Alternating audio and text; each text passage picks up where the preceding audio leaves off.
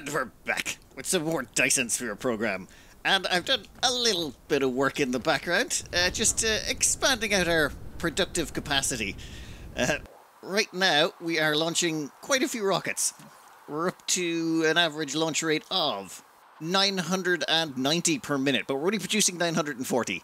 There was a little bit of a block in distribution right there where I forgot to actually increase the size of the Dyson Sphere, and they never were launching for a while. So we had a little bit of a backlog, but we'll get through that in no time at all.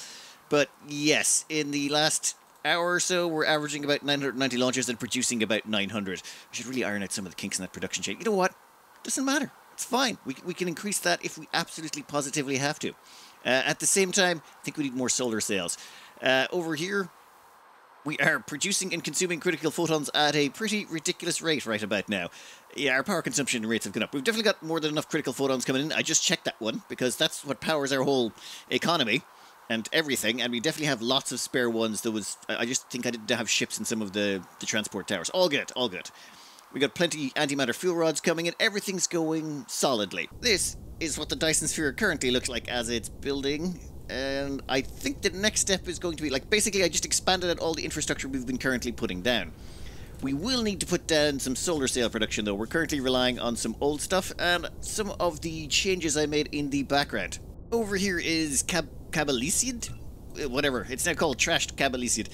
Basically, this was one of our early builds at the start. As in, we did a little bit of science, a little bit of everything, had a small Dyson Sphere here, and our first original early mall. Yeah, I trashed it. I trashed everything on the planet's surface and got rid of the whole thing. It was no longer necessary. And, you know, it frees up some frames so that we can invest into other stuff. At the same time, I went over to Dyson ships over here. Actually, before we head to Dyson ship, this is what the Dyson Sphere's construction looks like. They really did make a pretty game of this. I think this runs on Unity. That's the one. Unity. It's like one of those game engines that's getting a lot of bad flack back in the day because of, well, actually it still gets a little bad flack. But despite the Unity engine, this looks like the devs did a really good job. That's one of those things, you'll be playing this game and then you stop sometimes and go, damn, that is pretty. Alright, how much power is this thing producing again? We're up to 203 gigawatts. Okay, we're slowly generating more power. But back in a second. Dyson ships, yes. The game seems to be struggling to load up planets when I get near them. I've accidentally landed on a planet, like I've been in deep space and then all of a sudden, boom, I'm on a planet because the planet didn't render in time. Maybe I need to make some changes somewhere. I suppose it has gotten kind of productive around here. Alright, let's see. So, these miniature particle colliders over here are the end of the build. So, this would be the start over here just on the right of those. So this build here is what produces our rockets. And we have made, well, a few of them. There's one there. That's two. That is three. That's four. Then there's five. There's a sixth one, probably. You know what? It doesn't matter. And then there's a few more on the other side. In fact, it's probably easier if we just click over down here on the planet itself. And we can see that we've got one there, two there, three there, below the equator, or whatever, above, whatever way you want to look at it. And then if we start here, we've got another, that's 4, 5, 6, 7, 8, 9. So that should be about 1,000 rockets per minute, but it doesn't work out that way. Oh, and researchers too. Anyway, you, give us the local planet and give us rockets. We're producing 910 rockets per minute. We should actually be getting about 1,000. So there's a bottleneck somewhere that I haven't been able to isolate. And it's just, I could go around and try and figure out what the bottleneck is and what's affecting it and sort that out. Or I could just throw out another one if I really wanted to get up to the 1,000 mark. But I think this is currently enough. This actually might just be enough rockets to keep us going, because otherwise we'd have to build more launchers. And, maybe? But I think the thing's growing fast enough at the moment. The Dyson Sphere swarm is growing fast enough for Dyson Sphere. Now, we did run into another problem when this was being created, and that was we started to run out of proliferate. Turns out this thing consumes a lot, and I mean a lot of proliferate. So Proliferate Prime here is a standalone production facility that's only purpose is to produce proliferate. That's it. That's all it does. And now I think the plan is pretty clear. Well, this is a protection setup. We've got one of these on top of the planet and one of these below. What I've started doing is to protect our planets from hives. Instead of just killing the hives, it turns out this whole, I'll go more into the hives later. These things protect the planets from any ships landing. We can also use shields, but I prefer to use guns because it seems like more fun and thematically appropriate. Anyway, this is Proliferate Prime. It was picked specifically because it had all the necessary resources in terms of coal and other materials to make lots of Proliferate and run for many hours, just requiring the resources from that system.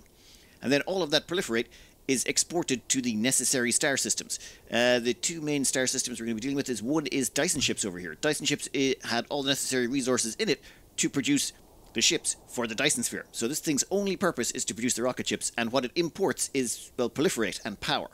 In fact, both of these systems import power, as in the Proliferate system and the Dyson Sphere system import power. The Dyson Sphere system imports power and Proliferate, and then you have the antimatter cells production system. This one was picked because it had all the necessary resources to produce a lot of antimatter fuel cells, and all it imports is, well, Proliferate. And it also has to import photons. So the two inputs for antimatter fuel cells are Proliferate and photons, and the photons come from Big Blue. So Big Blue produces all the photons because it's got the giant Dyson Sphere around it, and the only thing it imports is the Dyson ships. So these basically, it's 4 independent systems, and each one are doing their own thing, and the only thing we're really exporting back and forth is finished products, which is ships, antimatter fuel cells for power, and Proliferate to multiply the effectiveness of everything and also increase its power consumption. So that's those 3, and then we've got this label over here, Fire Ice Solar Sails. This place was picked because, well, we can make solar sails. That seems like a good idea. But this one really kind of caught my eye. Where is it? Okay, over here.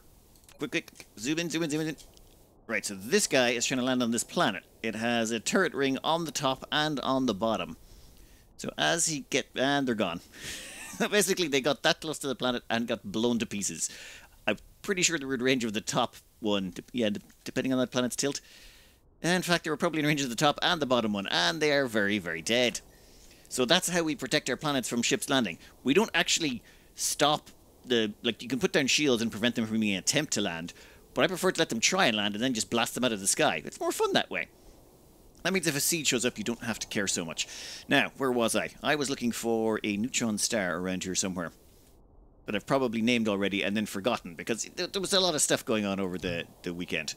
Well, I was trying to come up with a system to actually build these solar sails in, because just like our dedicated ship production system or our proliferate production system, I want to pick a system and try and keep everything localized so we're minimizing transport costs. It's not entirely necessary, but it's just the way I want to do things. Like, I mean, you see those ships transporting back and forth? You know that most of those are transporting, well, finished products. Well, okay, maybe not the new core world. The new core world here is actually getting its hands on hydrogen and a few other things. That new core world there is actually where we're doing our 1000 science. So forget about that one, but all the rest, all the stuff they're transporting between them is generally high-value stuff. And most of our production is going on in-system, and they get their raw resources from there. So the reason Graydon Crystal is just so incredibly valuable when making solar sails is it cuts out a massive steps. Now, Graydon Crystal here is only available in huge quantities around a white dwarf. You only get one white dwarf in your map, it seems. Or maybe you can get more, but I've only seen one. Now, you do get other systems that have Graydon Crystal in them, but let me just show you why it's so powerful. If you want to make solar sails, you will need photon combiners. So photon combiners is one of the components that goes into them. Photon combiners requires 2 prisms to go into it. Alright, so you're going to need 2 prisms. Those prisms are made out of 3 glass apiece, so you're going to need 6 pieces of glass to make the 2 prisms. The 6 pieces of glass, well, it's 2 stone per piece, so you actually need 12 stone to make 1 photon combiner, which then goes into the solar sail. Or, you could just use 1 Graydon Crystal. 1 Graydon Crystal replaces 12 pieces of stone. Well, actually, we're going to be proliferating and all of this stuff, and there would be, gains along the way using proliferate. So it's about 3.5 times less product will be used. We'll only use about 3.5 Graydon Crystal. Well, 1 Graydon Crystal for every 3.5 stone we've used. But it cuts us down massively on the amount of proliferate, because we would have had to proliferate those 2 pieces of stone to turn them into glass. Then we'd have to proliferate on the prisms to turn them into the photon combiners. Like, there's a lot of extra steps, whereas instead, we just proliferate the Graydon Crystal once, we plug it in, and we're done. Downsides. This white dwarf system over here doesn't have the best in resources. It's great for your grading crystal. It's also got lots of kimberlite ore, which is useful for other things. But it's not really good for an actual production system. So should we actually make it somewhere else so that we don't have to, well, import a whole bunch of resources? So doing the math on this, it turns out this place is really good for it. We're going to need fire ice because we need the fire ice for producing the graphene. And since we're going to need lots and lots of graphene, this place is perfect. We've got, so basically an infinite source of fire ice, and we've got more iron ore and more copper ore than we've got grading crystal. So in other words, grading crystal is going to be our limiter here. How much of a limiter, though, is the question. So I did the math, checked out how much research we have and how our mining efficiency is going, and this 43,700,000 grading crystal, assuming we proliferate everything and process it through the system and we don't get any more research into mining efficiency, will produce, before it runs out, 1,528,708,812 solar cells. Which I think is enough. That should be plenty. And that's assuming we don't get any more advancements in mining, which we will. And all we'll have to do is import the grading crystal from here to here. So we'll have to transport 43,796,000 plus all the mining. Yeah, it's going to be a lot of transport. But it's the only thing we have to transport, and everything else can be got locally in system. So I figure this is a good compromise. As well as that, we can also import more grading crystal from other locations. There's a few million outside if we ever need it, though. I think 1.5 billion solar cells is probably going to be, like, it'll be a good start at least. So that means there's two things we have to do. One, we have to go to grading crystals, find the planet. There's one planet. Oh. I think we might just settle the system, put some turrets on it, and then maybe kill that? I mean, we don't really need to kill it. I'd be kind of interested in putting the cannons on top of this and then seeing what that thing does. You know what? Let's go over there and have some fun. The plan here, very simple. We're going to warp into system, go to the planet, land, clear out the top of the planet if it's already got stuff on it, place down one of our plasma protector rings, and then do the same on the bottom. Actually, no, we might have to clear out the planet before we do that because we will be consuming power. But yeah, clear out the planet, do the same on the other end, and then, yeah, set up our mining. Oh, that's unless there's grading crystals. Like, the only thing we really want out of the system is the grading crystals. And maybe the kimberlite ore. Like, I mean, okay, we'll probably tap into most of the resources there that are unique. Namely because I'd like to have them available, and that way we don't have to go back. Oh, seeds approaching our system. Now, see the way it says PP proliferate prime?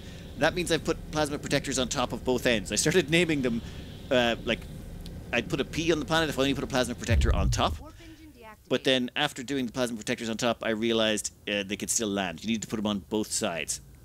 Now, wait, I think this top is a little bit close to that base. But that's okay. We can just enable our fleet. Oof.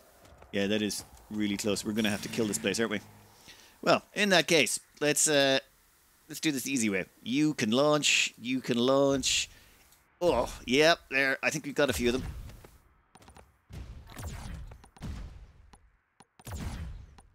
I think I'm using the short-range ships for defense. I don't like them. I just want to actually get rid of them, so I'm kind of hoping they die. That's kind of mean, I suppose. Not that they die, but it's just they're not exactly essential. I'd prefer to switch to the precision drones, which can shoot farther. Well, that's your base core gone, which means your power is going to rapidly run out for all your defensive turrets. And clear. Okay then, and you can send that back home. Bye-bye. Now, we'll put down a quick plasma protector up here. There's some grating crystal. There's the kimberlite ore, fractal silicon veins. Damn. Okay, you.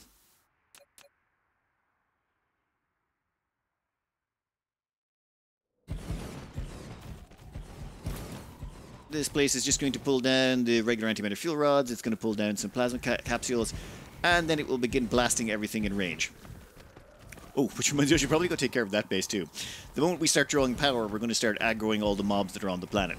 But the plan here would be blast our way to the opposite side of the planet and put down another one of these. We could put power poles in between to connect them both. That seems like effort though. And effort sounds like a bad idea. Alright, done. We'll leave you to do what you're going to do. And instead, we're going to get this guy up a little bit. And now we can lob our shells just that little bit further. God. Is that it? No, one more. Oh, I forgot to power these up. That was sloppy of me. Never mind, 1 second. I do forget that occasionally. done. That's all powered. Everything's good to go. Right, that means any more stuff that tries to land on this planet will get blasted so long as they're visible from the top. And I have to go and wipe out the last of the bases. There's like, oh my god, there's 4 more bases. Give me a minute. So this is where we're waiting for the bullets to arrive, the plasma capsules. And that is a dark fog relay station.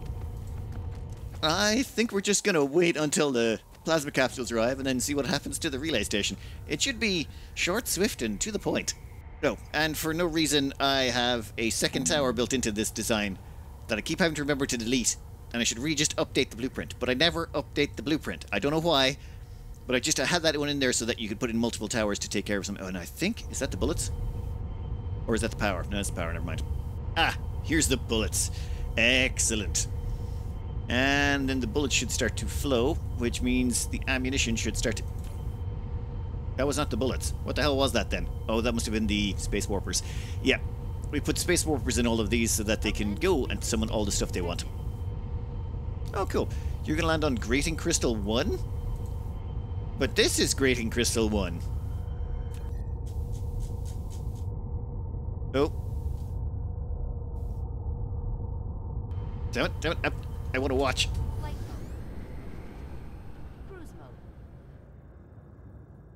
Let's see if it can, like, you can see it there. Yep, there we go. Oh! I love it. See, there, that is why I much prefer the weaponized approach. The defensive ones are fine. Oh, yep, and the ammunition has arrived. That is a really bad place to hang out, buddy. Bye-bye. So yes, we could totally build shields. I think shields would probably be more space efficient in a lot of ways. But this, we just stick it on top. We have power for everything that's on the planet. We're going to plug this power into the mining. And at the same time, you put one on the top, one on the bottom. It's places I don't use in most of my builds. So yeah, it just takes care of defending your planet, blows everything up, and it feels nice. Now, excuse me while I tap into all the kimberlite ore and all of the grating crystal on this planet. And oh look, a relay station is trying to land on early shipbuilders, but it's got a plasma turret on top and on bottom, and it's dead. Yeah, so basically anytime I see those come up, I just click on them to make sure that they're pinned, and if they don't stay, or if they stay, that means that they managed to land successfully. If they don't stay, that means they died. Now, one thing, even though we've got plasma protectors on both ends, if a ship is in orbit, as in this thing gets in close enough, it's outside of the turret range. However, the moment we, let's see, put this down, we sever the strings from it, and it starts to take off. Now it's going to try and get away. Oh, it's going to try and get away from the system. Whoa. And I don't know where it went. I hope it's dead. Damn it! 9.7 million grating crystal in one batch? Oh, hell yes. In fact, we may split up the mining on this just so we can... actually, I don't think it really matters, but it just makes it more convenient. A quick jaunt around the planet, and we've got all of the grating crystal tapped into. We have all of the fractal silicon tapped into, all of the kimberlite ore, and all the coal. Now, the reason we go with the rare resources like the kimberlite ore and the coal, they're both used in the production of proliferate. They're, in fact, the main ingredients and the ones we're going to run out of first. So I figure while we're on these planets, we make sure they've got space warpers, we make sure we've access to all the coal, we make sure we've access to all the kimberlite ore, and we should be able to keep making proliferate for a really, really, really long time, and we shouldn't have to worry about running out.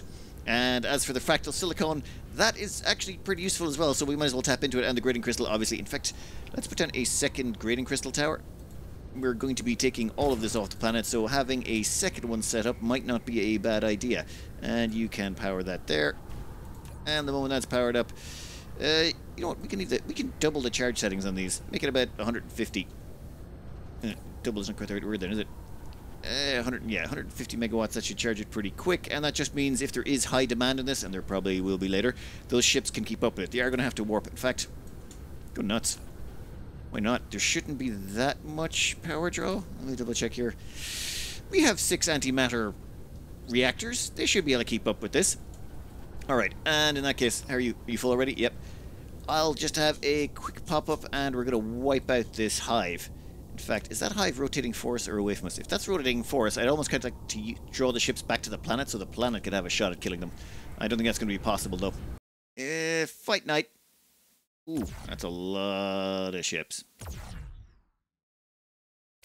Okay, our shield's getting tickled a bit, but by and large... Everyone killing? Yeah, we're going to lose a bunch of ships doing this, but it doesn't really matter. That is so many enemies. Wow. Oh, well, we'll let him pew-pew away for a bit. We'll drain in all the ships. This thing's getting no more resupply because we've wiped out all its planetary stuff. We could have just left it there, but I kind of want to kill them. It feels wrong to leave them hovering around in space. It would be faster. We could just ignore them and get on with our day, and then every time it launches an attack at our planet, the planet's defenses would blast the attackers down. But killing them just feels so much more clean. Oh, look. It's going to try and land on Grating Crystal. I actually have to rename that. 1 second. We'll rename it after this thing gets blasted. And it's done. So, plasma protection on both top and bottom. That planet is completely safe. And anytime I see a notification going a planet with a PP prefix gets attacked, I just ignore it. It's like, yep, you're safe. That's Grating Crystal clean. All planets have been protected. There's only one in this system, which kind of makes it pointless to do that, but gotta stick to the naming conventions. That means we're going to head over to solar sails next, and much smaller actually, is that a bigger hive or a smaller hive? It's a bigger system, so... Actually, it still looks like a smaller hive. That last hive felt kind of huge. Then we have to figure out which planet we want to actually build our construction on. The thing is, we don't want the planet we settle on to have all the resources on it, because that will interfere with placing ourselves around the equator. We want the planet with the least amount of resources we're going to use, and the most amount of buildable area, preferably. Let's clear it out, though, first, and... oh, this is where I should probably cover the hives. Now, it used to be, I thought we could inoculate ourselves against future infections of hives by killing the hive while there were ships heading to and from it. And that way the ships would come along and create a new hive, but it'd be a dud, as in it wouldn't have any capacity to produce new ships or expand or land or make any aggressive actions. However, footage has come to light. Let me show you. While I was doing some sandbox design in one of the previous episodes, this happened where a seed showed up at a place that I already had, well, inoculated the place by killing the hive but letting it kind of semi-respawn. And it turns out the seed comes along and then it sort of merges with whatever's there. This I was concerned about. By flying out to the merged hive, I was able to click on it and you could actually see that it was building stuff again, and yes, it started to expand, produce ships, send out seeds to planets and all that stuff, so basically it reactivates it. Or, well, it's basically like a new seed has just come along into your system.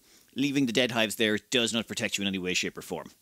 This was a problem. The ultimate goal was always to leave the game to run overnight so it could do a bunch of stuff while you weren't there. You wanted to be a bit like Oxygen Not Included or Factorio. You can, let stuff grind out in the background maybe. But that's not going to be possible unless we've protected our planets, and since the hive inoculation didn't work, that left us with two options. One was to put shields around the entire planet. That didn't appeal to me. And two was to put guns. Now, I did make a single planetary gun ring at the top, and I thought that might protect the whole planet.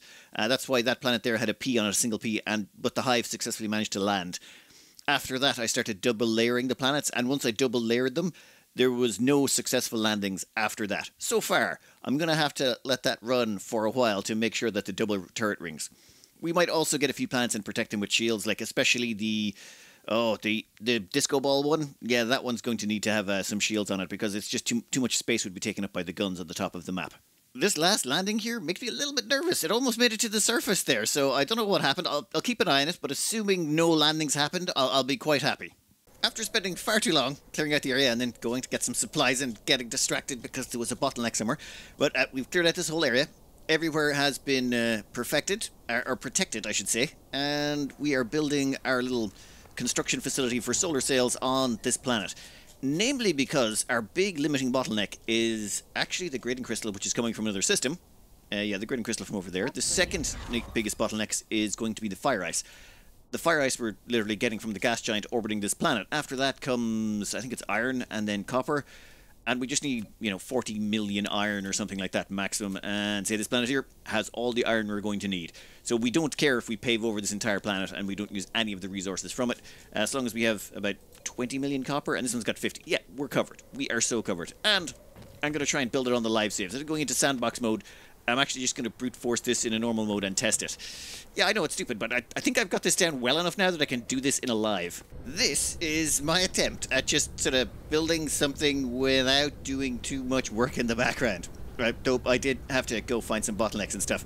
But anyway, this here should produce, if it works, 6,300 solar cells per minute.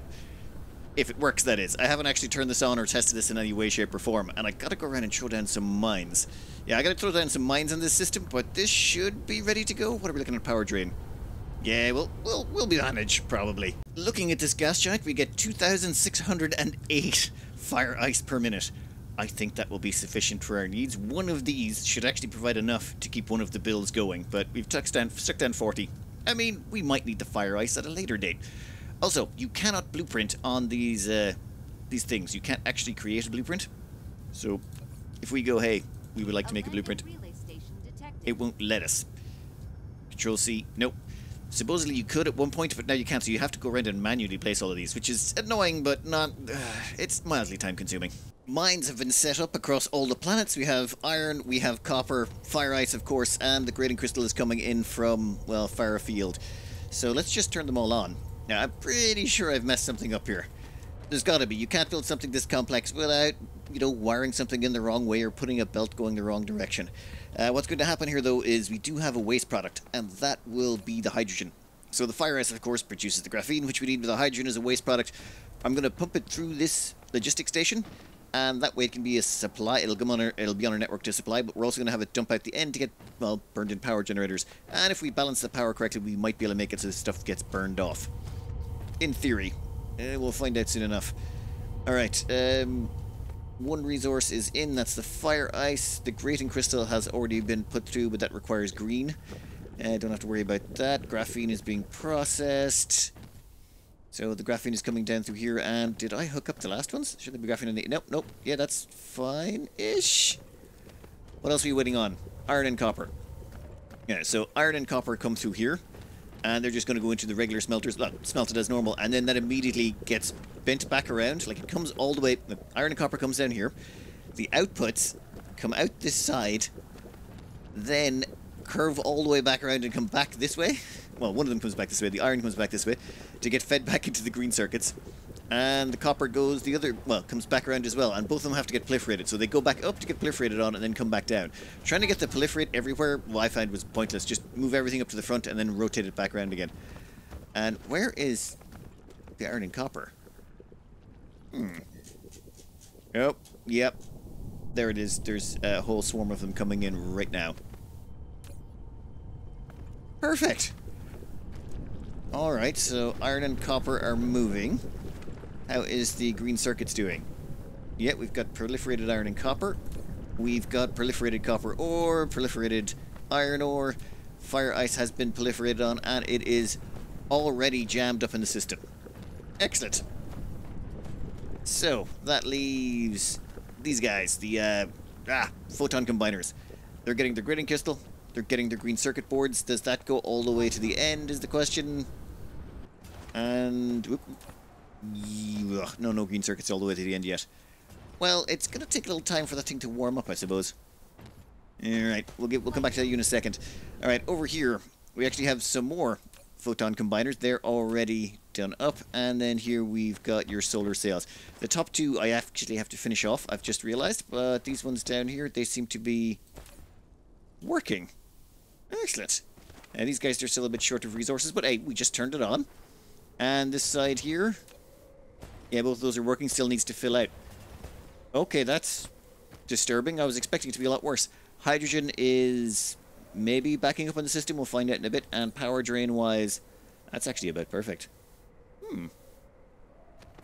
Alright, we'll give this a few minutes, and I just have to wire up these two. To squeeze these guys in and make this so neat, we had to put 2 extra ones on here, which means they stuck out a bit, and we had to put in these guys here, these 5 here, and then we had to, like you'll notice we've got belts on top of belts. I really love the belt foo you can do in this game. Alright, give me 1 second, because all I'm missing on these is I have to get the outputs. So the solar cells from these need to be output 1 from the side here, and probably 1 from the side here. Let me figure out how I'm going to do this. So, little belt in the middle, and then sorter to fill them up, and this belt has to come out around and curve into that one. But, done! How's our hydrogen looking? Yeah, that's backing up a bit. I'm going to have to put in another row of power generators on top of that, aren't I? Before I plug it in, though, we're up to 6,100 solar cells per minute in, well, the last minute. I think that's pretty good. We might have to add in some proliferator onto our network to keep up with this, and there'll be some balancing out, but I think this works. Let me put on another row of power generators here first, though. I'm currently waiting on some more thermal power plants to arrive. I didn't carry enough on me. It happens. But, yeah, it seems to be working out. We've got about 6,300 coming in. That's exactly what it predicted we should have. Now, I think I'll put on one more layer of these, maybe two, and that'll ensure that we don't have to worry about this thing ever backing up. I know it's a lot of thermal power plants, but I do like that these things are all self-contained and I don't have to worry about them breaking down, and they're not dependent on anything else. Like, if something else does not consume the hydrogen, this would back up. But so long as we've got the power plants connected, it should always be able to take care of it. Now, these artificial stars should be able to get it booted up, and it might run at a little bit slower speed, but then once the hydrogen kicks in, and that power, like the power from that can't be that much, I'd say. I'm not sure, but you know what? Once it starts up and running, it should be fine. Problem we face now is, well, it's just about full, so we've stopped producing the solar cells. So we won't be able to get a clear estimate for a while longer. Now we gotta go back to Big Blue and utilize all these lovely solar cells. Our planet seems to be doing quite well at firing stuff into space. It's got a full set of sails, and now we just gotta put in a few extra launchers. Like, actually, I'm not even sure how many launchers we're gonna need. But we'll have to check what the average consumption per minute is, and then figure it out from there. I really hope we don't have to cover the whole planet in these things. They're a pain in the butt to place down. We can currently consume 6,000, which is good. I built a second one of those solar cell production facilities, so we're going to need to double up on our cannons. It's a lot of cannons. This might take me a minute. Yeah, this is going to be a pretty big blueprint, isn't it? It'll be fine. It'll be fine. I'll just have to maybe call in some more supplies to make sure we can finish this thing. That looks about right. I'll have to do some fiddling with things, and I'm going to need to bring down a whole bunch of resources, but we can sort this out. It took a little doing. Also, it turns out I had been leaving 2 out of every 12 of these with missing an inserter because I'd been copy-pasting things everywhere, which meant for every 12, only 10 of them were actually functional. That was a bit silly on my part, but we fixed it. We fixed it. Everything is now working as it should be. Everything has an inserter, and we're launching at least 13,000 solar cells a minute, which is exactly where we want to be. We also brought in some extra logistics towers so that we could feed on more sails. This thing was not quite able to keep up as much as we liked. Not even close. So then we've put on some extra ones on each end to dump a few extra to start topping up the line, just to make sure we should be able to burn through all of the solar cells. And, checking here, they seem to be all getting eaten. Like, the sails appear, and then there's like 58,000 of them attaching right now. That's a lot. So I suppose make a third solar cell production facility, and we're up to 312 gigawatts, which I think is pretty decent for now. We haven't hit the terawatt mark yet, but now that we've got the solar cells really getting ploughed in, this should drastically speed up the power. Actually, how many of these do we have left on the nodes? We've planned 812,000, we've got 658,000 rockets in, so we're probably going to have to start expanding that shortly. When it comes to the solar cells, we are miles behind, I would say. Planned, I want to say 105,575,000. Only 105 million so far. Huh. Well, we are scheduled to have about 1.5 billion with our current capacity for production, so that should be fine. I say we up solar cell production, increase the size of the Dyson Sphere to increase the number of nodes that the sails can attach to, and we'll just keep upping solar cell production until it saturates the cannons, or it saturates the Dyson Sphere and it can't absorb them any faster than we're producing them. We might need to... Actually, I don't think we're going to need more power, are we? Let me check. When it comes to the photons, we are only requesting... We're actually only getting down 73.3% as much as we would like. As in, we're using all the power. We're pulling all the power to turn into photons, but I don't think we're actually burning it all off. So, critical photons, we're looking at 584 produced. How many are we consuming globally? We're producing 1,200, consuming 1,300. We can definitely produce an awful lot more than that. If we go back to, like, during our peak creation times, we're fine. We're fine. We've definitely we can produce 4,600 max. There's only a few things, though, we have left to build on. We've got pretty much everything we need to finish... Well, we've got everything we need to finish off the Dyson Sphere. But... Okay, I just realized that looks like a minigun going off. That is beautiful. Let's fly that direction. I want to see what that looks like from space. I think this is kind of nice. In fact, that is going to be a thumbnail right there, somewhere along the line. All right. Let's warp to the end here. I kind of want to see what it looks like where it's hitting. Those solar sails have to travel a long distance, don't they? And Warp engine deactivated. not quite. Warp engine activated. Warp engine A deactivated. little bit too far. And there they are. Just spilling out. The moment they hit, they just get distributed. Floating around to all the points to get sucked in. Okay. There are only 3 remaining builds to complete, and I want to make them all black box just to go with the current theme we're going with. One is gravitational lenses. The graviton or gravitational lenses, they go into this, and when they're plugged into this system, this quadruples the amount of photons these things can pull down. So I think 6 is the maximum these can pull down, assuming they're in sunlight all the time. But with graviton lenses, they'll always be in sunlight because it's the graviton lenses allow you to do that so long as the planet has an atmosphere and it doubles them or something like that. So we'll get 24 photons per one of those little dishes. But that'll be we'll need about 2 terawatts of power being produced before we can do that. So that's one of the builds. The second build we're going to need is the one to make warpers. Well, we want space warpers to feed everything. That should be a quick and simple one. And then the final one is going to be science. We're going to want one black box science build that'll do something like 250 science, let's say, or something like that along those lines. Might be 2 builds, might be 1, I don't know. I'm going to work on that on the side. And with those 3 builds, well, at that point we just have to basically, if we need more proliferate, we place one down. If we need more science, we place them down. If we need more power, we put down an antimatter build. We literally have all of the bits and pieces to just expand indefinitely as the Dyson Sphere gets bigger and we get more and more power. So we're just about there. Only a few more steps left to go. Anyway, I'm going to cut this out here. I hope you enjoyed it. Good luck.